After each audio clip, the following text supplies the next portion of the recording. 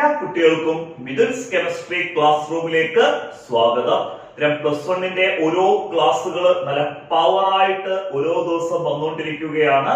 നമ്മൾ 4th unit ആയിട്ടുള്ള chemical bonding and molecular സ്ട്രക്ചറിന്റെ ഫോക്കസ് ഏരിയ ആണ് എടുത്തുകൊണ്ടിരിക്കുന്നത്. അതിന്റെ first focus area VSEPR theory നല്ല അടിപൊളിയായിട്ട് നമ്മൾ ഇതിനെ പഠിച്ചായിരുന്നു. VSEPR തിയറിയുടെ ഫീച്ചേഴ്സും VSEPR തിയറി ഉപയോഗിച്ച് മോളിക്യൂളിന്റെ ഷേപ്പ് എക്സ്പ്ലെയിൻ ചെയ്യുന്നതും അതേപോലെ തന്നെ ആപ്ലിക്കേഷൻ ക്വസ്റ്റ്യൻസും പ്രീവിയസ് ക്വസ്റ്റ്യൻസ് എല്ലാം നമ്മൾ കഴിഞ്ഞ ക്ലാസ്സിൽ നല്ല സൂപ്പർ ആയിട്ട് പഠിച്ചു. ആ ക്ലാസ് കാണാത്ത കുട്ടികൾ ആ ക്ലാസ് ആദ്യം കാണുക. നമ്മൾ രണ്ടാമത്തെ focus area 4th unit chemical ബോണ്ടിങ്ങിന്റെ രണ്ടാമത്തെ ഫോക്കസ് ഏരിയ ആണ് എക്സ്പ്ലെയിൻ ചെയ്യുന്നത്. ആ ഫോക്കസ് ഏരിയയിലോട്ടൊക്കെ പോകുന്നതിന് മുമ്പ് ഒന്ന് രണ്ട് കാര്യങ്ങൾ എളുപ്പം ഒന്ന് പറഞ്ഞോട്ട് നമ്മുടെ ചാനൽ ആദ്യമായിട്ട് കാണുന്ന കുട്ടികൾ ഒന്ന് സബ്സ്ക്രൈബ് ചെയ്യാനും ബെലൈക്കൺ ഇനേബിൾ ചെയ്യാനും മറക്കരുത്. നമ്മളിടുന്ന ക്ലാസ്സുകളുടെ നോട്ടിഫിക്കേഷൻ ഒക്കെ അങ്ങനെ ആകുമ്പോൾ നിങ്ങൾക്ക് കറക്റ്റ് സമയത്ത് തന്നെ കിട്ടും. നമ്മൾ ഇപ്പൊ എക്സ്പ്ലെയിൻ ചെയ്യുന്ന ഓരോ ടോപ്പിക്കിനെ ബേസ് ചെയ്തുള്ള എക്സാം ഓറിയന്റഡ് ആയിട്ടുള്ള വളരെ സിമ്പിൾ ആയിട്ടുള്ള നോട്ട്സ് നിങ്ങൾക്ക് ആവശ്യമാണെങ്കിൽ നമ്മുടെ ഫ്രീ വാട്സ്ആപ്പ് ഗ്രൂപ്പിൽ ജോയിൻ ചെയ്യാം. ആ ഫ്രീ വാട്സ്ആപ്പ് ഗ്രൂപ്പിൽ നമ്മൾ എടുക്കുന്ന ക്ലാസ്സുകളെ ബേസ് ചെയ്തുള്ള എല്ലാ നോട്ട്സും അവൈലബിൾ ആയിരിക്കും. പുതിയതായിട്ട് ഗ്രൂപ്പിൽ ജോയിൻ ചെയ്യുന്ന കുട്ടികൾക്ക് ആദ്യം തൊട്ടുള്ള ഫോക്കസ് ഏരിയ ബേസ് ചെയ്തുള്ള ക്ലാസ്സുകളും നോട്ട്സും ആവശ്യമുണ്ടെങ്കിൽ എന്റെ പേഴ്സണൽ വാട്സ്ആപ്പ് നമ്പറിലേക്ക് ഒന്ന് മെസ്സേജ് ചെയ്യുക. സാറേ ആദ്യം തൊട്ടുള്ള ക്ലാസ്സുകളും നോട്ട്സുകളും വേണമെന്ന്. നിങ്ങളുടെ പേഴ്സണൽ നമ്പറിലേക്ക് ആദ്യം തൊട്ടുള്ള ക്ലാസ്സുകളും നോട്ട്സുകളും സെൻഡ് ചെയ്ത് തരാം. കാരണം ഗ്രൂപ്പിൽ നമുക്ക് വീണ്ടും ആ സെൻഡ് ചെയ്യുന്നത് നേരത്തെ ഉള്ള കുട്ടികൾക്ക് ബുദ്ധിമുട്ടായതുകൊണ്ടാണ് പേഴ്സണൽ വാട്സ്ആപ്പിൽ കോൺടാക്ട് ചെയ്യാൻ പറഞ്ഞത്. വാട്സ്ആപ്പ് നമ്പറും നമ്മുടെ വീഡിയോയുടെ ഡിസ്ക്രിപ്ഷൻ ബോക്സിലുണ്ട്.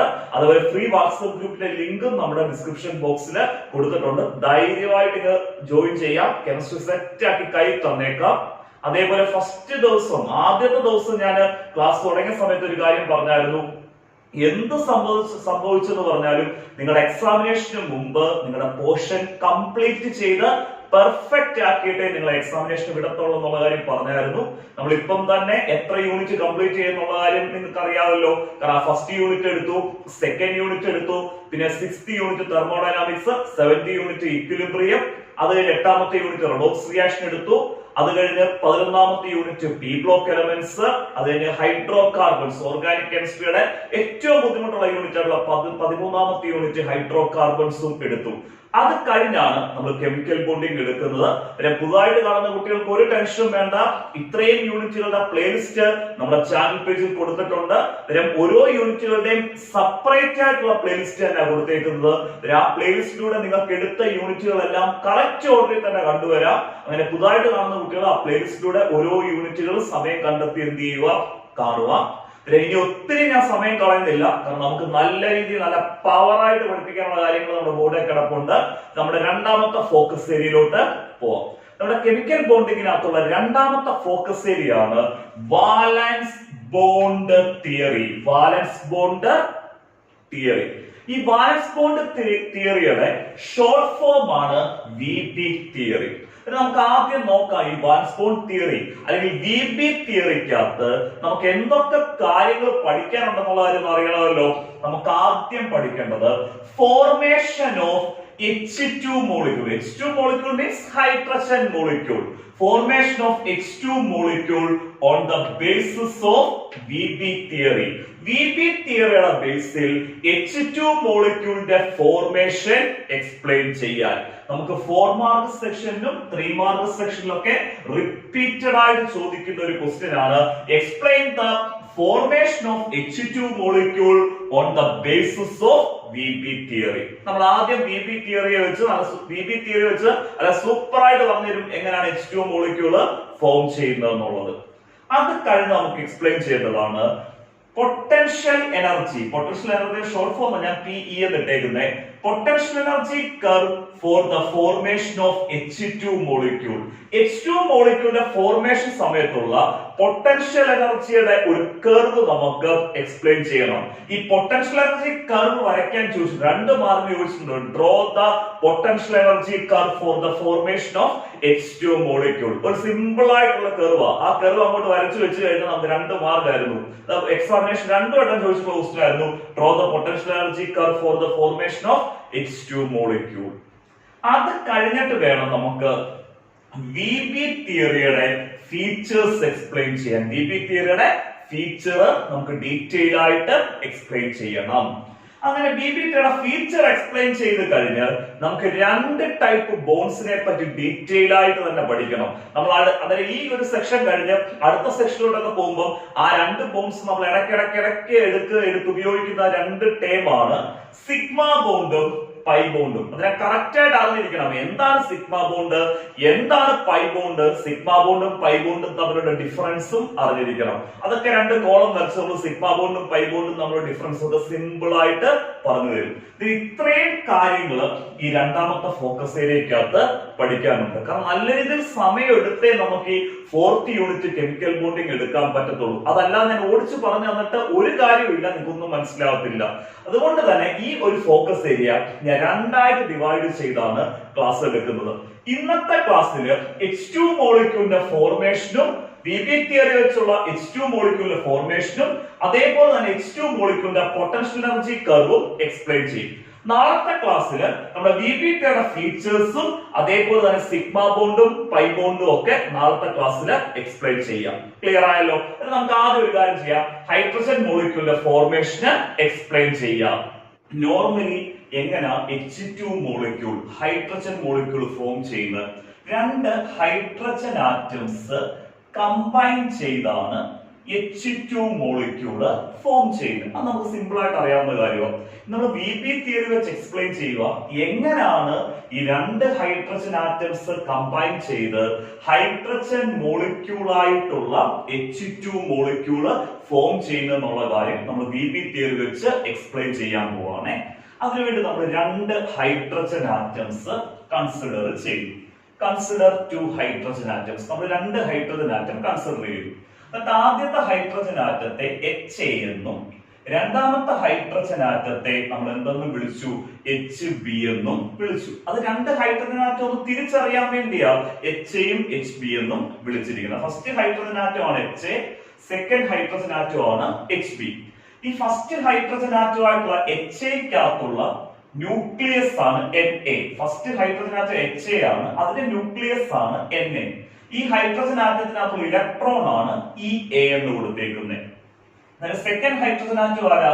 HB. ആ സെക്കൻഡ് ഹൈഡ്രജൻ ആറ്റത്തിന്റെ ന്യൂക്ലിയസ് ആണ് Nb. സെക്കൻഡ് ഹൈഡ്രജൻ ആറ്റമായിട്ടുള്ള HBയുടെ ന്യൂക്ലിയസ് ആണ് Nbയും ഇലക്ട്രോൺ ആണ് Eb. ഇലക്ട്രോൺ ആരാണ്? Eb. ക്ലിയർ ആയല്ലോ? നമ്മൾ രണ്ട് hydrogen atom consider HA HB. HAക്കകത്തുള്ള ന്യൂക്ലിയസ് Na, HBക്കകത്തുള്ള ന്യൂക്ലിയസ് Nb ന്യൂക്ലിയസ് Nb. HAക്കകത്തുള്ള ഇലക്ട്രോൺ Eയും HBക്കകത്തുള്ള ഇലക്ട്രോൺ ആരാണ്? Ebയും. രണ്ട് ഹൈഡ്രജൻ ആറ്റം കൺസിഡർ ചെയ്തു. അതിനകത്തുള്ള ന്യൂക്ലിയസ് ആരാണ്, ഇലക്ട്രോൺസ് ആരാന്നുള്ള കാര്യമെല്ലാം നമ്മൾ എക്സ്പ്ലെയിൻ ചെയ്തു. നമ്മൾ ആദ്യം പറയുന്നത് ഈ രണ്ട് ഹൈഡ്രജൻ ആറ്റംസ് ലാർജ് ഡിസ്റ്റൻസിൽ നിൽക്കുക. ഈ രണ്ട് ഹൈഡ്രജൻ ആറ്റംസ് തമ്മിൽ ലാർജ് ഡിസ്റ്റൻസിൽ നിൽക്കുവാണെന്ന് വിചാരിക്കുക. അങ്ങനെ രണ്ട് ഹൈഡ്രജൻ ആറ്റംസ് തമ്മിൽ ലാർജ് ഡിസ്റ്റൻസിൽ നിൽക്കുമ്പോൾ ഈ രണ്ട് ഹൈഡ്രജൻ ആറ്റംസ് തമ്മിൽ അട്രാക്റ്റീവ് ഫോഴ്സും ഇല്ല, റിപ്പൾസീവ് ഫോഴ്സും ഇല്ല. ഈ രണ്ട് ഹൈഡ്രജൻ ആറ്റംസ് തമ്മിൽ അട്രാക്റ്റീവ് ഫോഴ്സും ഇല്ല, അതുപോലെ തന്നെ എന്തും ഇല്ല, റിപ്പൾസീവ് ഫോഴ്സസും ഇല്ല. രണ്ട് ഹൈഡ്രജൻ ആറ്റംസ് ലാർജ് ഡിസ്റ്റൻസിൽ നിൽക്കുമ്പോൾ ഈ രണ്ട് ഹൈഡ്രജൻ ആറ്റംസിന് ഇൻ ബിറ്റ്വീൻ ആയിട്ട് അട്രാക്റ്റീവ് ഫോഴ്സും ഇല്ല, റിപ്പൾസീവ് ഫോഴ്സസും ഇല്ല. അങ്ങനെ ഒരു അവസ്ഥയിൽ നമ്മളിവിടെ പൊട്ടൻഷ്യൽ എനർജി 0 ആയിട്ട് എടുക്കും. പൊട്ടൻഷ്യൽ എനർജി നമ്മൾ എത്ര ആയിട്ടാണ് എടുക്കുന്നത്? 0 ആയിട്ട് എടുക്കുന്നു. കാരണം അട്രാക്റ്റീവ് ഫോഴ്സും ഇല്ല, റിപ്പൾസീവ് ഫോഴ്സും ഇല്ല. ലാർജ് ഡിസ്റ്റൻസ് നിൽക്കുമ്പോൾ അങ്ങനെ അട്രാക്റ്റീവ് ഫോഴ്സ് റിപ്പൾസീവ് ഫോഴ്സും ഇല്ലെന്ന് പറഞ്ഞാൽ യാതൊരു ഇന്ററാക്ഷനും ഇല്ല ഈ രണ്ട് ഹൈഡ്രജൻ ആറ്റംസ് ആയിട്ട്. അട്രാക്റ്റീവ് ഇന്ററാക്ഷനും ഇല്ല, റിപ്പൾസീവ് ഇന്ററാക്ഷനും ഇല്ല. അതായത് നമ്മൾ പൊട്ടൻഷ്യൽ എനർജി എത്ര ആയിട്ട് എടുക്കുക? 0 ആയിട്ട് എടുക്കുക. ഇത് അത്രയും ക്ലിയർ ആയി. ഇനി ഈ രണ്ട് ഹൈഡ്രജൻ ആറ്റംസ് അപ്രോച്ച് ചെയ്യാൻ തുടങ്ങുന്നു.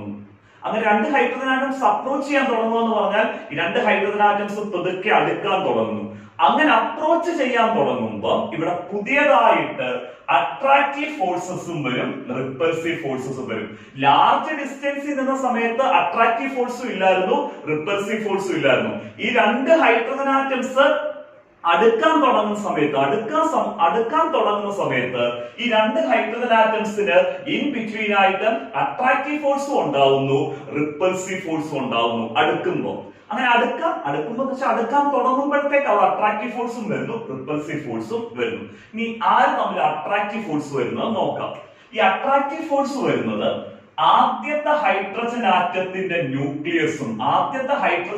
ന്യൂക്ലിയസും രണ്ടാമത്തെ ഹൈഡ്രജൻ ആറ്റത്തിന്റെ ഇലക്ട്രോണും തമ്മിലാണ് എന്ത് ഫോഴ്സ് ഉണ്ടാവുന്നത്? Attractive force. ഒരു അട്രാക്റ്റീവ് ഫോഴ്സ് ആദ്യത്തെ ഹൈഡ്രജൻ ആറ്റത്തിന്റെ ന്യൂക്ലിയസും രണ്ടാമത്തെ ഹൈഡ്രജൻ ആറ്റത്തിന്റെ ഇലക്ട്രോണും തമ്മിൽ ഒരു അട്രാക്റ്റീവ് ഫോഴ്സ് ഉണ്ടാവും. കാരണം ന്യൂക്ലിയസിന്റെ ചാർജ് പോസിറ്റീവും ഇലക്ട്രോണിന്റെ ചാർജ് എന്താണ്? നെഗറ്റീവ്. ഇനി അടുത്തൊരു അട്രാക്റ്റീവ് ഫോഴ്സ് നമുക്ക് ഇവിടെ കാണാം. സെക്കൻഡ് ഹൈഡ്രജൻ ആറ്റത്തിന്റെ ന്യൂക്ലിയസ്. കാരണം ഈ രണ്ട് ഹൈഡ്രജൻ ആറ്റം അടുക്കാൻ തുടങ്ങുമ്പോഴാണ് അട്രാക്റ്റീവ് ഫോഴ്സും എന്തുണ്ടാവുന്നത്? റിപ്പൾസീവ് ഫോഴ്സും ഉണ്ടാവുന്നത്. രണ്ടാമത്തെ അട്രാക്റ്റീവ് ഫോഴ്സ് എന്ന് പറഞ്ഞാൽ സെക്കൻഡ് ഹൈഡ്രജൻ ആറ്റത്തിന്റെ ന്യൂക്ലിയസും ഫസ്റ്റ് ഹൈഡ്രജൻ ആറ്റത്തിന്റെ ഇലക്ട്രോണും തമ്മിൽ അടുത്ത അട്രാക്റ്റീവ് ഫോഴ്സ് ഉണ്ടാവുന്നു. ഇവരെ ജസ്റ്റ് ഈ രണ്ട് ഹൈഡ്രജൻ ആറ്റം അപ്രോച്ച് ചെയ്യാൻ തുടങ്ങുമ്പോൾ തന്നെ അവിടെ അട്രാക്റ്റീവ് ഫോഴ്സ് ഉണ്ടാവുന്നു, റിപ്പൾസീവ് ഫോഴ്സും ഉണ്ടാവുന്നു. അട്രാക്റ്റീവ് ഫോഴ്സ് ഉണ്ടാവുന്ന ആര് തമ്മിലാ? ആദ്യത്തെ ന്യൂക്ലിയസും രണ്ടാമത്തെ ഇലക്ട്രോണും. അതുപോലെ തന്നെ രണ്ടാമത്തെ ന്യൂക്ലിയസും ആദ്യത്തെ ഇലക്ട്രോണും തമ്മിൽ ഒരു അട്രാക്റ്റീവ് ഫോഴ്സസ് ഏതൊക്കെയാണെന്ന് മനസ്സിലായി. എൻഎയും ഇബിയും, അതുപോലെ തന്നെ എൻബിയും ഇഎയും. കാരണം പോസിറ്റീവ് ചാർജ് നെഗറ്റീവ് ചാർജ് തമ്മിലാണ് എന്ത് ചെയ്യുന്നത്? അട്രാക്ട് ചെയ്യുന്നത്. അട്രാക്റ്റീവ് ഫോഴ്സ് ക്ലിയർ ആയി. ഈ അട്രാക്റ്റീവ് ഫോഴ്സ് അറൈസ് ചെയ്യുന്നത് പോലെ തന്നെ ഇവിടെ റിപ്പൾസീവ് ഫോഴ്സസും ഉണ്ടാവും. എന്ത് ഫോഴ്സസ്? ഈ രണ്ട് ഹൈഡ്രജൻ ആറ്റം അപ്രോച്ച് ചെയ്യാൻ തുടങ്ങുമ്പോൾ, അതായത് അടുക്കാൻ തുടങ്ങുമ്പോഴത്തേക്ക് ഈ അട്രാക്റ്റീവ് ഫോഴ്സ് ഉണ്ടാവുന്ന പോലെ തന്നെ എന്ത് ഫോഴ്സും ഉണ്ടാവുന്നു? റിപ്പൾസീവ് ഫോഴ്സും ഉണ്ടാവുന്നു. റിപ്പൾസീവ് ഫോഴ്സ് ഉണ്ടാവുന്നത് ഒന്നിൽ രണ്ട് ന്യൂക്ലിയസുകൾ തമ്മിൽ റിപ്പൽ ചെയ്യാം. ആദ്യത്തെ ഹൈഡ്രജന്റെ ന്യൂക്ലിയസ് രണ്ടാമത്തെ ഹൈഡ്രജന്റെ ന്യൂക്ലിയസിനെ റിപ്പൽ ചെയ്യും. കാരണം ന്യൂക്ലിയസിന്റെ ചാർജ് എന്ത് ചാർജാ? പോസിറ്റീവ് ചാർജാ.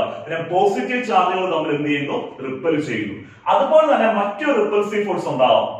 ആദ്യത്തെ ഹൈഡ്രജൻ ആറ്റത്തിന്റെ ഇലക്ട്രോണ് ആരെ റിപ്പൽ ചെയ്യാം? രണ്ടാമത്തെ ഹൈഡ്രജൻ ആറ്റത്തിന്റെ ഇലക്ട്രോണിനെ എന്ത് ചെയ്യാം? റിപ്പല് ചെയ്യാം. രണ്ട് ന്യൂക്ലിയസുകൾ തമ്മിൽ റിപ്പൽ ചെയ്യാം. അതുപോലെ തന്നെ രണ്ട് ഇലക്ട്രോൺസുകൾ തമ്മിലും എന്ത് ചെയ്യാം? റിപ്പൽ ചെയ്യാം. ന്യൂക്ലിയസ് തമ്മിൽ റിപ്പൽ ചെയ്യാൻ കാരണം ഇവരുടെ ചാർജ് എന്തായതുകൊണ്ടാണ്? പോസിറ്റീവ് ചാർജ് ആയതുകൊണ്ട്. ഇലക്ട്രോണുകൾ തമ്മിൽ റിപ്പൽ ചെയ്യാനുള്ള കാരണം ഇവർ രണ്ടുപേരും ചാർജ് എന്തായതുകൊണ്ടാണ്? Negative charge. റിപ്പൾസീവ് ഫോഴ്സസ് വരുന്നത് നോക്കി, എൻഎയും എൻബിയും അതുപോലെ തന്നെ ഇഎയും ഇബിയും തമ്മിൽ എന്ത് വരുന്നു? റിപ്പൾസീവ് ഫോഴ്സസ് വരുന്നു. അതിന് അത്രയും ക്ലിയർ ആയി. നമ്മൾ പറഞ്ഞത് രണ്ട് ഹൈഡ്രജൻ, നമ്മൾ ഒന്നുകൂടെ ഇത്രയും കാര്യങ്ങൾ പറഞ്ഞിട്ട് വേണം താഴോട്ട് പോകാൻ. കാരണം ഇതൊരു കഥ പോലെ നമ്മൾ ഓർത്തു വെച്ചാലേ പരീക്ഷ എഴുതാൻ പറ്റത്തുള്ളൂ. നമ്മൾ രണ്ട് ഹൈഡ്രജൻ ആറ്റം കൺസിഡർ ചെയ്യുന്നു. ആ രണ്ട് ഹൈഡ്രജൻ ആറ്റംസ് ലാർജ് ഡിസ്റ്റൻസിൽ നിൽക്കുന്ന സമയത്ത് ഇവർ തമ്മിൽ അട്രാക്റ്റീവ് ഫോഴ്സും ഇല്ല, റിപ്പൾസീവ് ഫോഴ്സും ഇല്ല. ഈ ഹൈഡ്രജൻ ആറ്റംസ് തമ്മിൽ അട്രാക്റ്റീവ് ഫോഴ്സും വരുന്നില്ല, റിപ്പൾസീവ് ഫോഴ്സും വരുന്നില്ല. പക്ഷെ ഈ രണ്ട് ഹൈഡ്രജൻ ആറ്റം അപ്രോച്ച് ചെയ്യാൻ അടുക്കാൻ തുടങ്ങുമ്പോൾ ഈ രണ്ട് ഹൈഡ്രജൻ ആറ്റംസിന് ഇൻ ബിറ്റ്വീൻ ആയിട്ട് അട്രാക്റ്റീവ് ഫോഴ്സും വരുന്നു, അതുപോലെ തന്നെ എന്ത് ഫോഴ്സും വരുന്നു? റിപ്പൾസീവ് ഫോഴ്സും വരുന്നു.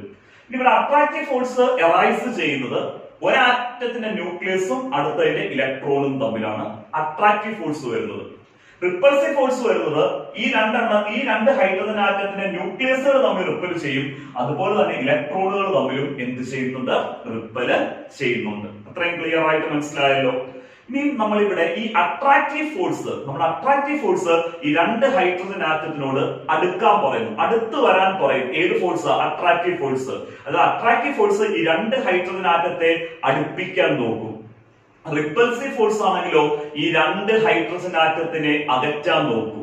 പറഞ്ഞ മനസ്സിലാണ്. രണ്ട് ടൈപ്പ് ഫോഴ്സ് ഇവിടെ അറൈസ് ചെയ്യുന്നത്. അട്രാക്റ്റീവ് ഫോഴ്സ് എച്ച്എയും എച്ച് ബിയും കൂടെ അടുപ്പിക്കാൻ നോക്കുന്നു. റിപ്പൾസീവ് ഫോഴ്സ് എച്ച്എയും എച്ച് ബിയും കൂടെ അകറ്റാൻ നോക്കുന്നു. ക്ലിയർ ആയല്ലോ. അങ്ങനെ ഇവിടെ സംഭവിക്കുന്നത് അട്രാക്റ്റീവ് ഫോഴ്സ് ആണ് കുറച്ചുകൂടെ സ്ട്രോങ്ങർ. അത് അട്രാക്റ്റീവ് ഫോഴ്സിന്റെ മാഗ്നിറ്റ്യൂഡ് ആണ് കുറച്ചുകൂടെ സ്ട്രോങ്ങർ ആയിട്ട് നിൽക്കുന്നത്. അട്രാക്റ്റീവ് ഫോഴ്സ് ആണ് സ്ട്രോങ്ങർ. അതാണ് അട്രാക്റ്റീവ് ഫോഴ്സിന്റെ മാഗ്നിറ്റ്യൂഡ് എന്നാണ് വാല്യൂ കുറച്ച് വലിയ വാല്യൂ ആണ് ആരുമായിട്ട് കമ്പയർ ചെയ്യുമ്പോൾ? റിപ്പൾസീവ് ഫോഴ്സുമായിട്ട് കമ്പയർ ചെയ്യുമ്പോൾ. അതായത് ഇവിടെ അട്രാക്റ്റീവ് ഫോഴ്സ് സ്ട്രോങ്ങർ ആയിട്ട് നിൽക്കുന്നത് കൊണ്ട് തന്നെ ഈ രണ്ട് ഹൈഡ്രജൻ ആറ്റംസ് എന്ത് ചെയ്യാൻ തുടങ്ങുന്നു? അടുക്കാൻ തുടങ്ങുന്നു. ഈ രണ്ട് hydrogen atoms attractive force repulsive ഫോഴ്സിനേക്കാൾ അട്രാക്റ്റീവ് ഫോഴ്സ് സ്ട്രോങ്ങർ ആയിട്ട് നിൽക്കുന്നതുകൊണ്ടാണ് എച്ച്എയും എച്ച് ബിയും തമ്മിൽ എന്ത് ചെയ്യാൻ തുടങ്ങുന്നത്? അടുക്കാൻ തുടങ്ങുന്നത്. ഈ രണ്ട് ഹൈഡ്രജൻ ആറ്റംസ് ഇങ്ങനെ അടുക്കാൻ തുടങ്ങുന്നതിനനുസരിച്ച് പൊട്ടൻഷ്യൽ എനർജി നേരത്തെ 0 ആയിരുന്നു, ആ 0യിൽ നിന്ന് താഴോട്ട് വരുന്നു. നമ്മുടെ എന്ത് എനർജിയാണ്? Potential energy. കാരണം ഈ രണ്ട് ഹൈഡ്രജൻ ആറ്റംസ് ലാർജ് ഡിസ്റ്റൻസിൽ നിന്ന സമയത്ത് ഈ രണ്ട് ഹൈഡ്രജൻ ആറ്റം തമ്മിൽ യാതൊരു ഇന്ററാക്ഷനും ഇല്ലായിരുന്നു, അട്രാക്ഷനും ഇല്ലായിരുന്നു, റിപ്പൽഷനും ഇല്ല. അന്നേരം നമ്മളവിടെ പൊട്ടൻഷ്യൽ എനർജി എന്തായിട്ടാണ് എടുത്തേക്കുന്നത്? 0. പിന്നെ അടുക്കാൻ തുടങ്ങി കഴിയുമ്പോഴാണ് അട്രാക്റ്റീവ് ഫോഴ്സും റിപ്പൽസീവ് ഫോഴ്സും എന്ത് ചെയ്യുന്നത്? വരുന്നത്. ഒരു അട്രാക്റ്റീവ് ഫോഴ്സിന്റെ മാഗ്നിറ്റ്യൂഡ് കൂടുതലായതുകൊണ്ട് തന്നെ വീണ്ടും ഈ ഹൈഡ്രജൻ ആറ്റംസ് എന്ത് ചെയ്യാൻ തുടങ്ങും? അടുക്കാൻ തുടങ്ങും. അങ്ങനെ ഹൈഡ്രജൻ ആറ്റംസ് അടുക്കാൻ തുടങ്ങുന്നതനുസരിച്ച് പൊട്ടൻഷ്യൽ എനർജി 0യിൽ നിന്ന് വീണ്ടും എന്ത് ചെയ്യുന്നു? കുറയുന്നു. നമ്മുടെ രണ്ട് ഹൈഡ്രജൻ ആറ്റംസ് ഇങ്ങനെ അടുത്തടുത്ത് വരുക. എന്നിട്ട് ഒരു പർട്ടിക്കുലർ ഡിസ്റ്റൻസിൽ എത്തുമ്പോഴത്തേക്ക് ഈ രണ്ട് ഹൈഡ്രജൻ ആറ്റംസ് ഇൻ ബിറ്റ്വീൻ ആയിട്ടുള്ള ഫോഴ്സ് ഓഫ് അട്രാക്ഷനും ഫോഴ്സ് ഓഫ് റിപ്പൽഷനും ഈക്വൽ ആവുന്നു. രണ്ട് ഹൈഡ്രജൻ ആറ്റംസ് ഇങ്ങനെ ആദ്യം അട്രാക്റ്റീവ് ഫോഴ്സ് സ്ട്രോങ്ങർ ആയിരുന്നു. അങ്ങനെ അട്രാക്റ്റീവ് ഫോഴ്സ് സ്ട്രോങ്ങർ ആയതുകൊണ്ട് തന്നെ ഈ രണ്ട് ഹൈഡ്രജൻ ആറ്റം HAയും HBയും അടുത്തടുത്ത് വരുന്നു. അങ്ങനെ അടുത്തടുത്ത് വന്ന് ഒരു പർട്ടിക്കുലർ ഡിസ്റ്റൻസിൽ എത്തുമ്പോൾ അട്രാക്റ്റീവ് ഫോഴ്സും റിപ്പൽസീവ് ഫോഴ്സും ഈക്വൽ ആവുന്നു. അങ്ങനെ അട്രാക്റ്റീവ് ഫോഴ്സും റിപ്പൽസീവ് ഫോഴ്സും ഈക്വൽ ആവുന്ന സമയത്ത് ഈ രണ്ട് ഹൈഡ്രജൻ ആറ്റംസിന് വീണ്ടും അടുക്കാനും പറ്റത്തില്ല, അകലാനും പറ്റത്തില്ല. കാരണം അട്രാക്റ്റീവ് ഫോഴ്സും റിപ്പൽസീവ് ഫോഴ്സും എന്തായിട്ട് നിൽക്കുന്നുണ്ട്? ഈക്വൽ ആയിട്ട് നിൽക്കുന്നുണ്ട്. ആ ഡിസ്റ്റൻസിൽ ഈ രണ്ട് ഹൈഡ്രജൻ ആറ്റംസ് തമ്മിൽ ബോണ്ട് ചെയ്തിട്ട് ഒരു സ്റ്റേബിൾ ആയിട്ടുള്ള എന്ത് മോളിക്യൂൾ ഫോം ചെയ്യുന്നു? ഹൈഡ്രജൻ മോളിക്യൂള് ഫോം ചെയ്യുന്നു. അങ്ങനെ ഈ രണ്ട് ഹൈഡ്രജൻ ആറ്റംസും ബോണ്ട് ചെയ്യുന്ന സമയത്ത് പൊട്ടൻഷ്യൽ എനർജി ഏറ്റവും താഴോട്ട് പോകും. അതായത് പൊട്ടൻഷ്യൽ എനർജി ഏറ്റവും എന്തായിട്ട് മാറുന്നു? മിനിമം ആയിട്ട് മാറുന്നു.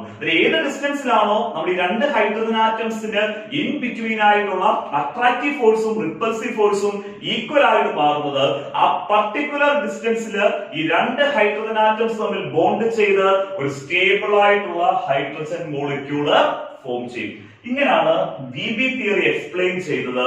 ദ ഫോർമേഷൻ ഓഫ് എന്ത് മോളിക്യൂൾ ആണ്? H2 molecule. ക്ലിയർ ആയല്ലോ? ഇവിടുത്തെ എനർജിയുടെ കാര്യം കൂടെ നമ്മളൊന്ന് അറിയണം. ലാർജ് ഡിസ്റ്റൻസിൽ നിന്ന സമയത്ത് ഈ രണ്ട് ഹൈഡ്രജൻ ആറ്റംസ് തമ്മിൽ യാതൊരു ഇന്ററാക്ഷനും ഇല്ലായിരുന്നു, അട്രാക്ഷനും ഇല്ലായിരുന്നു, റിപ്പൽഷനും ഇല്ലായിരുന്നു. അങ്ങനെ ലാർജ് ഡിസ്റ്റൻസിൽ നിൽക്കുന്ന സമയത്ത് പൊട്ടൻഷ്യൽ എനർജി നമ്മൾ എന്തായിട്ട് എടുത്തു? 0 ആയിട്ട് എടുത്തു. എന്നാൽ ഇത് അടുക്കാൻ തുടങ്ങുമ്പോഴത്തേക്ക് രണ്ട് ഹൈഡ്രജൻ ആറ്റംസ് തമ്മിൽ അപ്രോച്ച് ചെയ്യാൻ, അതായത് അടുക്കാൻ തുടങ്ങുമ്പോൾ പൊട്ടൻഷ്യൽ എനർജി വീണ്ടും കുറയുന്നു. ക്ലിയർ ആയി? എന്നിട്ട് ഈ രണ്ട് ഹൈഡ്രജൻ ആറ്റംസ് ഒരു പർട്ടിക്കുലർ ഡിസ്റ്റൻസിൽ എത്തുമ്പോൾ അവിടെ അട്രാക്റ്റീവ് ഫോഴ്സും റിപ്പൽസീവ് ഫോഴ്സും എന്താവുന്നു? ഈക്വൽ ആവുന്നു. ആ ഡിസ്റ്റൻസ് വെച്ച് ഈ രണ്ട് ഹൈഡ്രജൻ ആറ്റംസ് തമ്മിൽ എന്ത് ചെയ്യുന്നു? ബോണ്ട് ചെയ്യുന്നു. അങ്ങനെ ബോണ്ട് ചെയ്യുന്ന സമയത്ത് നമ്മുടെ പൊട്ടൻഷ്യൽ എനർജി ഏറ്റവും താഴോട്ട് പോകുന്നു, ഏറ്റവും മിനിമം ആയിട്ട് മാറുന്നു. ക്ലിയർ ആയല്ലോ? ഒരു പർട്ടിക്കുലർ ഡിസ്റ്റൻസിൽ എത്തുമ്പോഴാണ് ഈ രണ്ട് ഹൈഡ്രജൻ ആറ്റംസ് തമ്മിൽ ബോണ്ട് ചെയ്ത് സ്റ്റേബിൾ ആയിട്ടുള്ള എന്ത് മോളിക്യൂൾ ഫോം ചെയ്യുന്നത്? ഹൈഡ്രജൻ മോളിക്യൂള് ഫോം ചെയ്യുന്നത്. ഇതാണ് ആര് എക്സ്പ്ലെയിൻ ചെയ്തത്? VB തിയറി എക്സ്പ്ലെയിൻ ചെയ്തത്. The formation of H2 molecule. ഇത് പരീക്ഷയ്ക്ക് ഒരു 3 മാർക്ക് ക്വസ്റ്റ്യൻ ആയിട്ട് വരുന്നതാണ്. Explain the formation of H2 molecule on the basis of എന്ത് തിയറിയാണ്? VB theory. ക്ലിയർ ആയല്ലോ? നമുക്ക് ഈ വീഡിയോയുടെ അടുത്ത സെക്ഷനില് നമുക്ക് ഈ ഹൈഡ്രജൻ മോളിക്യൂളിന്റെ ഫോർമേഷന്റെ പൊട്ടൻഷ്യൽ എനർജി കർവ് വരയ്ക്കണം. ആ പൊട്ടൻഷ്യൽ എനർജി കർവ് തന്നെ 2 മാർക്കായിട്ട് ചോദിച്ചിട്ടുണ്ട്. Draw the potential energy curve. Draw the potential energy curve for the formation of എന്ത് മോളിക്യൂൾ എന്നാണ്? H2 മോളിക്യൂൾ എന്ന് ചോദിച്ചിട്ടുണ്ട്. നമുക്ക് ഈ വീഡിയോയുടെ അടുത്ത സെക്ഷനിൽ എന്ത് വരയ്ക്കാം? ഹൈഡ്രജൻ മോളിക്യൂളിന്റെ പൊട്ടൻഷ്യൽ എനർജി കർവ് വരയ്ക്കാവേ.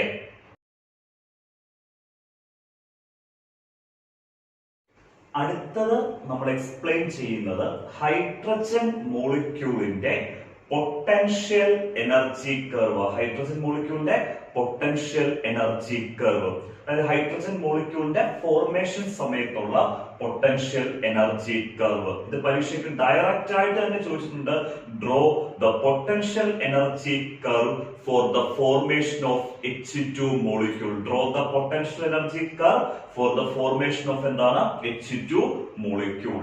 നമുക്ക് നോക്കാം നമ്മുടെ ഹൈഡ്രജൻ മോളിക്യൂളിന്റെ ഫോർമേഷൻ സമയത്തുള്ള പൊട്ടൻഷ്യൽ എനർജി കർവ്. ഈ കർവ്, ഈ ഫിഗർ കണ്ട് നിങ്ങൾ പേടിക്കൊന്നും വേണ്ട, സിമ്പിൾ ആയിട്ട് ഈ ഫിഗർ എക്സ്പ്ലെയിൻ ചെയ്യാം.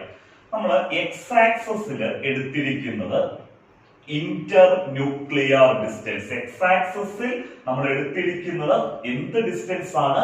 Inter nuclear distance. അതായത് രണ്ട് ഹൈഡ്രജൻ ആറ്റത്തിന് ഇൻ ബിറ്റ്വീൻ ആയിട്ടുള്ള ഡിസ്റ്റൻസ്, അതായത് രണ്ട് ഹൈഡ്രജൻ ആറ്റത്തിന്റെ ന്യൂക്ലിയസിന് ഇൻ ബിറ്റ്വീൻ ആയിട്ടുള്ള ഡിസ്റ്റൻസ് ആണ് ഇന്റർ ന്യൂക്ലിയർ ഡിസ്റ്റൻസ്. അതായത് രണ്ട് ഹൈഡ്രജൻ ആറ്റത്തിന് ഇൻ ബിറ്റ്വീൻ ആയിട്ടുള്ള ഡിസ്റ്റൻസ് എന്ന് സിമ്പിൾ ആയിട്ട് അങ്ങ് ഓർത്താൽ മതി.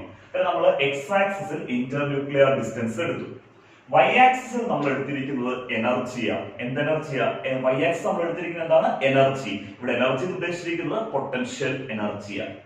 നമ്മൾ ഈ ഒരു കർവിന്റെ ഈ ഒരു പോർഷനിൽ കാണിച്ചിരിക്കുന്നത് isolated hydrogen atoms.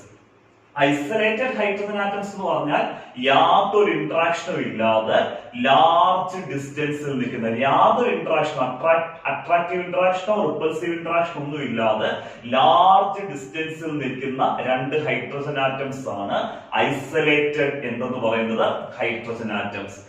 Isolated hydrogen atoms ആണ് നമ്മൾ ഈ ഒരു സെക്ഷനിൽ എന്ത് ചെയ്തിരിക്കുന്നത്? മാർക്ക് ചെയ്തിരിക്കുന്നത്. ഐസൊലേറ്റഡ് ഹൈഡ്രജൻ ആറ്റം വരുമ്പോൾ അവിടെ പൊട്ടൻഷ്യൽ എനർജി നമ്മൾ എത്ര ആയിട്ടാണ് എടുത്തത്? 0 ആയിട്ട് എടുത്തു. ഐസൊലേറ്റഡ് ഹൈഡ്രജൻ ആറ്റംസ് വരുമ്പോൾ അവിടുത്തെ പൊട്ടൻഷ്യൽ എനർജി നമ്മൾ എന്തായിട്ട് എടുക്കുന്നു? 0 ആയിട്ട് എടുക്കുന്നു. അത്രയും ക്ലിയർ ആയി. ഇനി ആ രണ്ട് ഹൈഡ്രജൻ ആറ്റംസ് എന്ത് ചെയ്യുന്നു? അപ്രോച്ച് ചെയ്യാൻ തുടങ്ങുന്നു. അതായത് അട്രാക്റ്റീവ് ഫോഴ്സിന്റെ വാല്യൂ കൂടുതലായതുകൊണ്ട് ഈ രണ്ട് ഹൈഡ്രജൻ ആറ്റംസിന് ഇൻ ബിറ്റ്വീൻ ആയിട്ടുള്ള അട്രാക്റ്റീവ് ഫോഴ്സിന്റെ മാഗ്നിറ്റ്യൂഡ് കൂടുതലായതുകൊണ്ട് ഈ രണ്ട് ഹൈഡ്രജൻ ആറ്റംസ് എന്ത് ചെയ്യാൻ തുടങ്ങുന്നു? അപ്രോച്ച് ചെയ്യുന്നു. അപ്രോച്ച് ചെയ്യുന്ന തമ്മിൽ അടുത്ത് വരുന്ന ഹൈഡ്രജൻ ആറ്റംസ് ആണ് നമ്മൾ ഈ പോർഷനിൽ റെപ്രസെന്റ് ചെയ്തിരിക്കുന്നത്. എന്ത് പോർഷൻ? ഈ കാണിച്ചിരിക്കുന്ന പോർഷനിൽ നമ്മൾ റെപ്രസെന്റ് ചെയ്തിരിക്കുന്ന അപ്രോച്ചിങ് ഹൈഡ്രജൻ ആറ്റംസ്, അതായത് അടുത്തോണ്ടിരിക്കുന്ന ഹൈഡ്രജൻ ആറ്റംസ്. ഐസൊലേറ്റഡ് ഹൈഡ്രജൻ ആറ്റംസിൽ നിന്ന് അപ്രോച്ചിങ് ഹൈഡ്രജൻ ആറ്റം വരുമ്പോഴത്തേക്ക് വീണ്ടും എന്ത് എനർജി കുറയുന്നു? പൊട്ടൻഷ്യൽ എനർജി എന്ത് ചെയ്യുന്നു? കുറയുന്നു. ഐസൊലേറ്റഡ് ഹൈഡ്രജൻ ആറ്റംസ് പറഞ്ഞു. പിന്നെ അടുക്കുന്നത്, അതായത് ഐസൊലേറ്റഡ് മീൻസ് ലാർജ് ഡിസ്റ്റൻസ് ചെയ്യുന്ന ഹൈഡ്രജൻ ആറ്റംസ്. അത് കഴിഞ്ഞ് നമ്മൾ കാണിച്ചത് അപ്രോച്ചിങ് ഹൈഡ്രജൻ ആറ്റംസ്. കാരണം ഈ രണ്ട് ഹൈഡ്രജൻ ആറ്റംസിന് ഇൻ ബിറ്റ്വീൻ ആയിട്ടുള്ള അട്രാക്റ്റീവ് ഫോഴ്സ് കൂടുതലായതുകൊണ്ട് തന്നെ ഈ രണ്ട് ഹൈഡ്രജൻ ആറ്റംസ് അടുക്കാൻ തുടങ്ങിയല്ലോ. ആ അടുക്കാൻ തുടങ്ങിയ ഹൈഡ്രജൻ ആറ്റംസ്, അതായത് അപ്രോച്ചിങ് ഹൈഡ്രജൻ ആറ്റംസ് ആണ് നമ്മൾ ഈ സെക്ഷനിൽ എന്ത് ചെയ്തിരിക്കുന്നത്? കാണിച്ചിരിക്കുന്നത്. ഐസൊലേറ്റഡ് ഹൈഡ്രജൻ ആറ്റത്തിൽ നിന്ന് അപ്രോച്ചിങ് ഹൈഡ്രജൻ ആറ്റം വരുമ്പോൾ വീണ്ടും എന്ത് എനർജി കുറയുന്നു? പൊട്ടൻഷ്യൽ എനർജി എന്ത് ചെയ്യുന്നു? കുറയുന്നു. ക്ലിയർ ആയിട്ട് മനസ്സിലായല്ലോ. ഇനി നമ്മൾ പറഞ്ഞു ഇങ്ങനെ അടുത്തോണ്ടിരിക്കുന്ന സമയത്ത് ഒരു പർട്ടിക്കുലർ ഡിസ്റ്റൻസിൽ എത്തുമ്പോൾ അട്രാക്റ്റീവ് ഫോഴ്സിന്റെ വാല്യൂ റിപ്പൾസീവ് ഫോഴ്സിന്റെ വാല്യൂ ഈക്വൽ ആവുന്നു. അങ്ങനെ അടുത്തോണ്ടിരിക്കുന്ന സമയത്ത് ഒരു പർട്ടിക്കുലർ ഡിസ്റ്റൻസിൽ ഈ രണ്ട് ഹൈഡ്രജൻ ആറ്റംസ് എത്തുമ്പോൾ അവിടുത്തെ അട്രാക്റ്റീവ് ഫോഴ്സിന്റെ വാല്യൂ റിപ്പൾസീവ് ഫോഴ്സിന്റെ വാല്യൂ എന്താവുന്നു? ഈക്വൽ ആവുന്നു. പിന്നെ ഈ രണ്ട് ഹൈഡ്രജൻ ആറ്റംസിന് അടുക്കാനും പറ്റത്തില്ല, അകലാനും പറ്റത്തില്ല. അങ്ങനെ ഒരു അവസ്ഥയിൽ ഈ രണ്ട് ഹൈഡ്രജൻ ആറ്റം ബോണ്ട് ചെയ്താണ് സ്റ്റേബിൾ ഹൈഡ്രജൻ മോളിക്യൂള് ഫോം ചെയ്യുന്നത്. അങ്ങനെ ഈ അപ്രോച്ചിങ് ഹൈഡ്രജൻ ആറ്റത്തെക്കാൾ വീണ്ടും പൊട്ടൻഷ്യൽ എനർജി കുറഞ്ഞു വരുമ്പോഴാണ് ബോണ്ടഡ് ഹൈഡ്രജൻ ആറ്റം ഫോം ചെയ്യുന്നത്. കാരണം ആ രണ്ട് ഹൈഡ്രജൻ ആറ്റംസ് തമ്മിൽ ബോണ്ട് ചെയ്ത് സ്റ്റേബിൾ ഹൈഡ്രജൻ മോളിക്യൂൾ ആയിട്ട് മാറുമ്പോൾ എന്ത് എനർജി ഏറ്റവും കുറവായിരിക്കും? പൊട്ടൻഷ്യൽ എനർജി ഏറ്റവും എന്തായിരിക്കും? കുറവായിരിക്കും. ഈ പോയിന്റ് ആണ് എന്തിനെ റെപ്രസെന്റ് ചെയ്യുന്നത്? Bonded hydrogen atoms. പിന്നെ ഐസൊലേറ്റഡ് ഹൈഡ്രജൻ ആറ്റം എന്ന് പറഞ്ഞാൽ ലാർജ് ഡിസ്റ്റൻസിൽ നിൽക്കുന്ന hydrogen atom, potential energy 0. Approaching hydrogen atom എന്ന് പറഞ്ഞാൽ അടുത്തോണ്ടിരിക്കുന്ന ഹൈഡ്രജൻ ആറ്റംസ് ആണ്. അതായത് ഈ ഐസൊലേറ്റഡ് ഹൈഡ്രജൻ ആറ്റത്തിന്റെ പൊട്ടൻഷ്യൽ എനർജി 0 അതിനേക്കാൾ പൊട്ടൻഷ്യൽ എനർജി കുറഞ്ഞിരിക്കും. ഏത് വരുമ്പോഴാ? അപ്രോച്ചിങ് ഹൈഡ്രജൻ ആറ്റംസ് വരുമ്പോൾ. ഇനി ഈ അപ്രോച്ചിങ് ഹൈഡ്രജൻ ആറ്റത്തിന്റെ പൊട്ടൻഷ്യൽ എനർജി ഏറ്റവും മിനിമം ആവുന്ന സ്റ്റേറ്റിലാണ് ഈ രണ്ട് ഹൈഡ്രജൻ ആറ്റംസ് എന്ത് ചെയ്യുന്നത്? ബോണ്ട് ചെയ്യുന്നത്. അതാണ് ഈ പോയിന്റ്. പൊട്ടൻഷ്യൽ എനർജി ഏറ്റവും കുറഞ്ഞ സ്റ്റേറ്റ്. ആ പൊട്ടൻഷ്യൽ എനർജി ഏറ്റവും കുറയുമ്പോഴാണ് അട്രാക്റ്റീവ് ഫോഴ്സും റിപ്പൾസീവ് ഫോഴ്സും ഈക്വൽ ആയിട്ട് മാറുന്നത്. അങ്ങനെ ആ പൊട്ടൻഷ്യൽ എനർജി ഏറ്റവും കുറഞ്ഞ സ്റ്റേറ്റ് ആണ് ഏതെന്ന് പറയുന്നത്? ബോണ്ടഡ് ഹൈഡ്രജൻ ആറ്റംസിന്റെ സ്റ്റേറ്റ്. ഇത് മൂന്നും ക്ലിയർ ആയാലോ? ഐസൊലേറ്റഡ് ഹൈഡ്രജൻ ആറ്റംസിന്റെ പോർഷന്, അപ്രോച്ചിങ് ഹൈഡ്രജൻ ആറ്റംസ്, പിന്നെ ഏറ്റവും പൊട്ടൻഷ്യൽ എനർജി മിനിമം നിൽക്കുന്ന ബോണ്ടഡ് ഹൈഡ്രജൻ ആറ്റംസ്. ശരിക്കും ഇവിടം വരെ ഉള്ളൂ നമ്മുടെ കർവ് എന്ന് പറയുന്നത്. പിന്നെ ഞാൻ ജസ്റ്റ് നമ്മൾ ഈ കർവിന് ഒരു ഷേപ്പ് കിട്ടാൻ വേണ്ടി ഈ കർവ് മുകളിലോട്ട് ഡോട്ടഡ് ലൈൻ വെച്ച് എന്ത് ചെയ്തേ ഉള്ളൂ? അങ്ങ് എക്സ്റ്റെൻഡ് ചെയ്തേ ഉള്ളൂ. ഇവിടെ ഈ ബോണ്ടഡ് ഹൈഡ്രജൻ ആറ്റം വരെ ഉള്ളൂ നമ്മുടെ ഹൈഡ്രജൻ മോളിക്യൂളിന്റെ പൊട്ടൻഷ്യൽ എനർജി കർവ്. പിന്നെ നമ്മൾ ആ ഷേപ്പിന് വേണ്ടിയാണ് ഡോട്ടഡ് ലൈൻസ് വെച്ച് മുകളിലോട്ട് ആ കർവ് അങ്ങ് എന്ത് ചെയ്ത് എക്സ്റ്റെൻഡ് ചെയ്തു. നമുക്ക് ഈ കർവിനകത്ത് ഈ രണ്ട് ഹൈഡ്രജൻ ആറ്റംസിന് ഇൻ ബിറ്റ്വീൻ ആയിട്ട് ബോണ്ട് ചെയ്യുമല്ലോ. രണ്ട് ഹൈഡ്രജൻ ആറ്റംസ് ബോണ്ട് ചെയ്താണ് ഹൈഡ്രജൻ മോളിക്യൂള് ഫോം ചെയ്യുന്നത്. ആ ബോണ്ടിന്റെ ലെങ്ത് നമുക്ക് ഈ പൊട്ടൻഷ്യൽ എനർജി കർവില് മാർക്ക് ചെയ്യാം. നമ്മുടെ y ആക്സിസ് ഉണ്ടല്ലോ, ആ y ആക്സിസും ബോണ്ടഡ് ഹൈഡ്രജൻ ആറ്റംസ് തമ്മിലുള്ള ഈ ഡിസ്റ്റൻസ് ഉണ്ടല്ലോ, y ആക്സിസ് തൊട്ട് ഈ പൊട്ടൻഷ്യൽ എനർജി കർവിനകത്ത് ബോണ്ടഡ് ഹൈഡ്രജൻ ആറ്റംസ് മാർക്ക് ചെയ്ത പോർഷൻ തമ്മിലുള്ള ഈ ഡിസ്റ്റൻസ് ആണ് നമ്മുടെ ഈ ഹൈഡ്രജൻ മോളിക്യൂളിന്റെ എന്ത് ലെങ്ത് ആയിട്ട് നമ്മൾ എടുക്കുന്നത്, ബോണ്ട് ലെങ്ത് ആയിട്ട് എടുക്കുന്നത്. അതായത് y ആക്സിസും ബോണ്ടഡ് ഹൈഡ്രജൻ ആറ്റംസും തമ്മിലുള്ള ഡിസ്റ്റൻസ്, ബോണ്ടഡ് ഹൈഡ്രജൻ ആറ്റംസിന് ഇൻ ബിറ്റ്വീൻ ആയിട്ടുള്ള ഡിസ്റ്റൻസ് ആണ് നമ്മളിവിടെ R0 എന്ന് എടുത്തേക്കുന്നത്. ഈ R0 ആണ് ഹൈഡ്രജൻ മോളിക്യൂളിന്റെ ബോണ്ട് ലെങ്ത് ആയിട്ട് നമ്മൾ എന്ത് ചെയ്യുന്നത്, എടുക്കുന്നത്. നമ്മുടെ ഹൈഡ്രജൻ മോളിക്യൂളിന്റെ കേസിൽ ഈ R0 വാല്യൂ, ബോണ്ട് ലെങ്തിന്റെ വാല്യൂ എന്ന് പറയുന്നത് 74 പൈക്കോമീറ്റർ. എത്ര പൈക്കോമീറ്റർ ആണ്? 74 പൈക്കോമീറ്റർ. കാരണം ഈ പൈക്കോമീറ്റർ എന്ന് പറഞ്ഞാൽ വളരെ സ്മോളർ ഡിസ്റ്റൻസിനെ എക്സ്പ്രസ് ചെയ്യുന്ന യൂണിറ്റ് ആണ് എന്തെന്ന് പറയുന്നത്, പൈക്കോമീറ്റർ. ഈ വീഡിയോയുടെ രണ്ട് സെക്ഷൻ ഇമ്പോർട്ടന്റ്. ഫസ്റ്റ് സെക്ഷൻ നമുക്ക് ചോദിക്കാം explain the formation of H2 molecule on the basis of എന്ത് തിയറി ആണ്, VB തിയറി. രണ്ടാമത്തെ സെക്ഷൻ ചോദിക്കാം draw the potential energy curve, draw the potential energy curve the formation of എന്ത് molecule ആണ്, H2 molecule. ഇത്രയും clear ആയിട്ട് മനസ്സിലായി. നമുക്ക് അടുത്ത വീഡിയോയില് VB theory, valence bond theory ഒക്കെ ഡീറ്റെയിൽ ആയിട്ട് എന്ത് ചെയ്യാം, എക്സ്പ്ലെയിൻ ചെയ്യാവേ. ഓക്കെ.